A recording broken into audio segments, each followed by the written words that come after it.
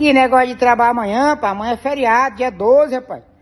Tenho culpa que se tu trabalha numa empresa aí lisa não, que não quer dar feriado amanhã. Eu não, os meninos aqui já foram embora foi ontem. Não, mas é pra pagar o carnaval deu uma semana de férias pra eles, vamos brincar. E fica trabalhando pra essas empresas lisas aí, querendo bater meta e não sei pra onde vai tanto dinheiro dessas empresas que nunca tá satisfeito. Fechado amanhã aqui, meu filho. Amanhã eu vou comer um tambaquizinho assado na brasa. E não devo boleto não, graças a Deus.